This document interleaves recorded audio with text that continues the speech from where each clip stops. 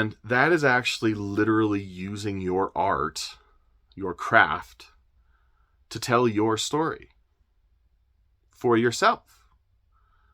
Never mind if anybody hears it. Never mind if you ever show it to a single soul.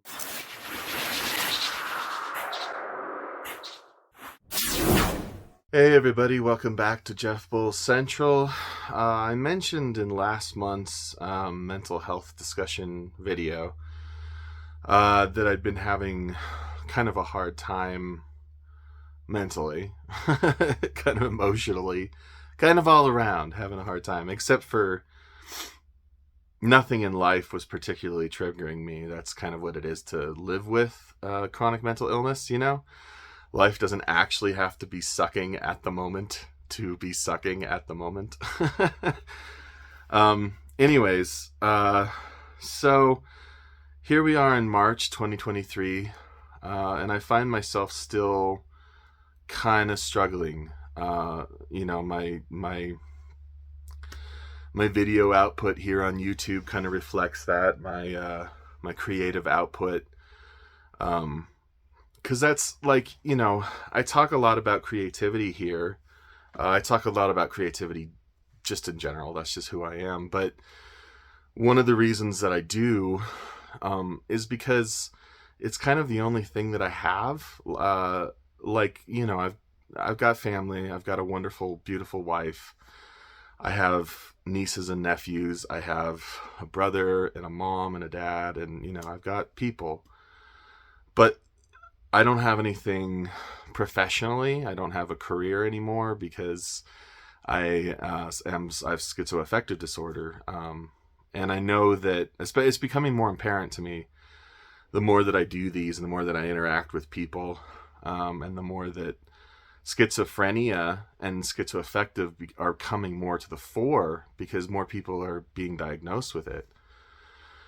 Some people, it seems clear, are able to continue on or to regain traction in some kind of professional area of life. Most of us just struggle with the family stuff, so I'm actually kind of lucky in that I have I have an incredibly supportive family. You have no idea the shit that I have put these people through, and I mean that. I mean that most sincerely. But so anyways, the career thing is not something that I can do at present. I was never really that good at it even before, but definitely not now. So kind of all I have is my creativity. I'm a writer. I'm an indie author. I'm an indie musician and recording artist. I don't know if you can call me that. I'm a YouTuber. So that's where I put all my creative expression, the need to be expressive. And again, it's not a thing that everybody with this diagnosis or with this challenge, the specific one, or just I always include the whole umbrella of chronic mental illness, because it's in the long run it's kind of the similar for all of us, how we have to cope with life. There's extremes, but there's things that we can kind of all understand about each other, I think. For some people, being creative in the midst of psychosis is not easy. I know that when I was going through psychosis 6 or 7 years ago now, the really bad psychosis, because I still have lingering symptoms that just don't go away. The really bad stuff where I wasn't even myself, where I have memories of doing it, but it doesn't feel like me doing it. If I have memories at all, I found out this week I've got some memory gaps from that time, which was a little disturbing in itself. Serious ones. In the midst of that kind of crap, it's hard to be creative. It was impossible for me. I had to stop writing. I had to stop making music. I had to stop doing everything. A few years down the road, though, all that stuff kind of started to slowly come back. I still have to do it with limitations. I can't write for 2,000 words a day like I used to when I was really disciplined about it. I can't do that much. I can't make as much music. I can't make as much YouTube content as I want to make, especially not the quality that I'd like to make it. It's a discussion for another time. Regardless, the thing that I've been doing lately is record music. And this is something special for me because I haven't seriously delved into this aspect of my work that I like to do for years. I haven't recorded a whole set of music, an album of music. I record under audiophile. There's multiple audiophiles on the internet. I found that out as well. So I am a audiophile, but it's Jeff Bowles, and my friend Kyle has been on some of my music, a lot of my music. We grew up together. So I've been doing that. I've been recording new music, and the process of doing that has been extremely gratifying, like so centering and calming and just passionate. Like I feel so full of just Zen-like peace. Sometimes I really do. I feel full of passion. I feel like, oh, I really love this. This is really great. I love making this, and it's kind of a high. And you hear this from musicians, especially touring musicians, performing musicians. It's a high to get out there on stage, and then you get back into the backstage, you back to your hotel room, whatever it is, back home, and it's a low in comparison. And that sort of high low, that's very bipolar, isn't it? Well, we know all about that, don't we, as mental health people? You got the high, you got the low, you got the high, you got the low, and it's hard to reconcile. So I'm cognizant of that too, in my own small way. No, I'm not performing. Especially not on tour, but I am making music, and it is a high, and there is a low. There is a corresponding low comparatively to the high. And so it struck my mind this month that if you're a creative person, let me back up. Many people with chronic mental health issues are creative.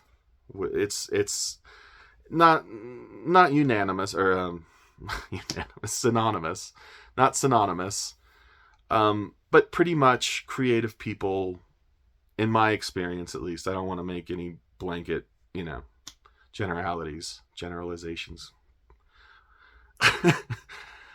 Pretty much we tend to be on the creative side in big ways, in small ways, in medium ways. We kind of all do some creative stuff.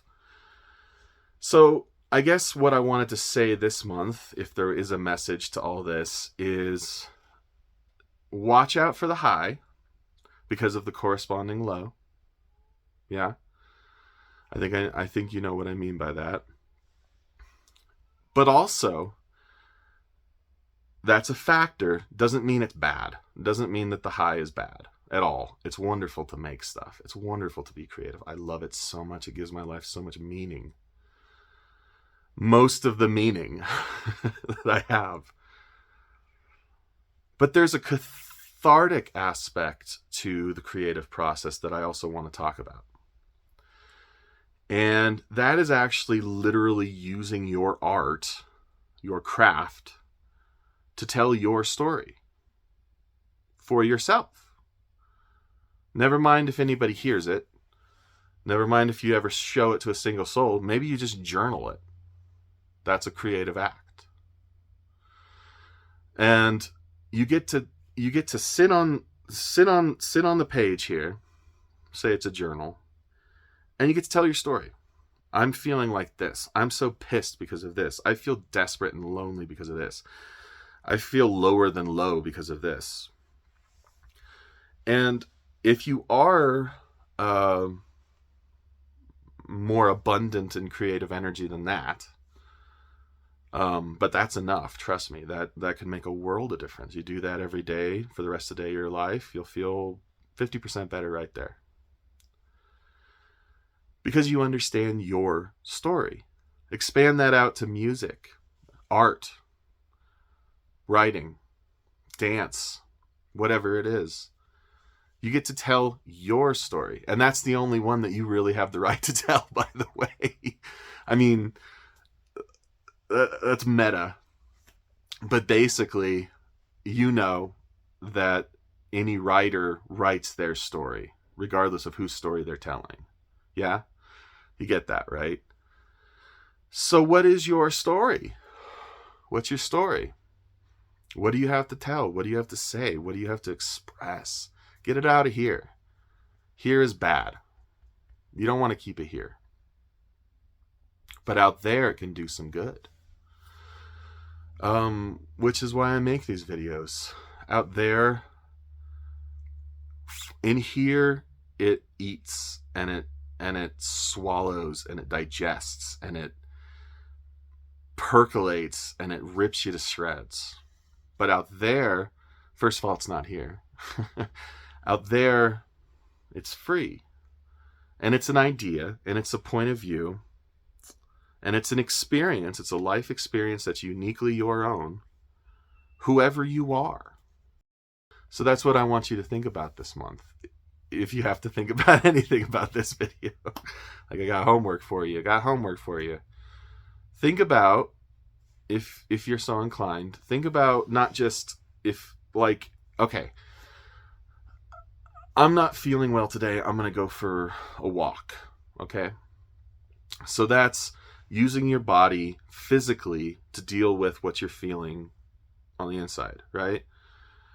So it's not that much further to take that to some kind of actual cathartic physical expression. Tell your story. Tell your story.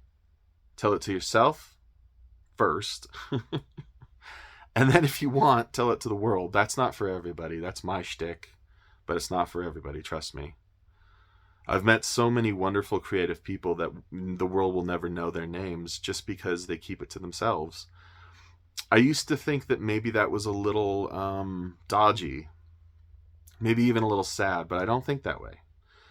I think that being creative and having a voice is equally impressive, equally valuable to the world as the person who has the voice and speaks loudest. The person who speaks quietest, as long as you're speaking. Don't shut up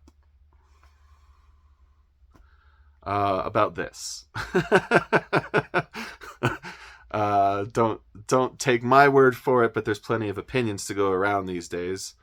Regardless, tell your story and be expressive if you can be. Start with journaling if you're really hard up. Like if you're going through a really tough time right now, start with a journal. Express there. That'll help. I think so. So, okay. That's it for the March 2023 mental health discussion here on Jeff Bull Central. Check us out next month. We'll have another one for you. I do the best I can getting these videos still out there, even when I'm feeling bad. But sometimes I crash out. Sometimes you don't see stuff from me for a while, but not lately. So, like and subscribe if you are so inclined.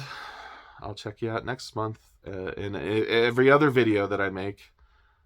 Bye.